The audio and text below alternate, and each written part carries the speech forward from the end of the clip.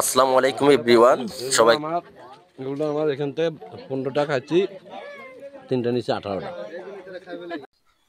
Guys, কলাগুলা খেতে অনেক সুস্বাদু। অনেকেরই রিসোর্টের সামনে বিভিন্ন রকমের এই ফল ফল পাওয়া যায়। এখানে তাজা ফল পাওয়া যায়, পরমাণু মুক্ত কলা। কলা একদম সস্তা।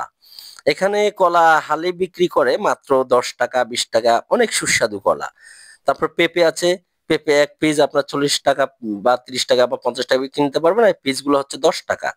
যে এত সুস্বাদু পেঁপে, যে আলহামদুলিল্লাহ, না খেলে আপনারা বুঝতে পারবেন না যে কতটা সুস্বাদু হতে পারে ন্যাচারাল পেঁপে। আলহামদুলিল্লাহ। এই যে আপনারা দেখতেছেন বিভিন্ন ফল, এই যে হলুদ হলুদ গুলো ওরা বেটে মুখে দেয়।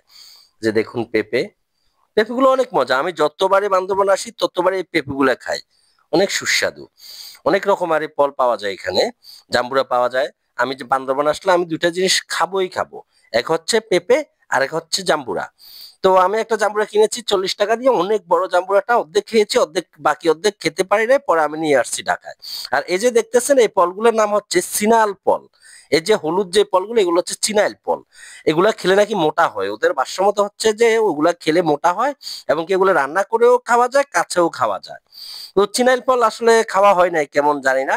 তো আমি নিই নাই, যেহেতু আমার মোটা হওয়ার প্রয়োজন নেই, তাই আমি নিই নাই। তো দেখুন, অনেক ফল, ফলগুলা ফরমালিন মুক্ত, অনেক ভালো, অনেক মজা। তো যে কেউ যদি আসেন বান্দরবান নীলগিরিতে, তাহলে অবশ্যই এখানে পেঁপে খাবেন, জাম্বুরা খাবেন, সিনাইল ফল নিয়ে যাবেন। এখানে কাঁচামরিচও পাওয়া যায়, ছোট ছোট অনেক ঝাল কাঁচামরিচ গুলা। আমি নিতে চেয়েছি, পরে আর নিই নাই, যেহেতু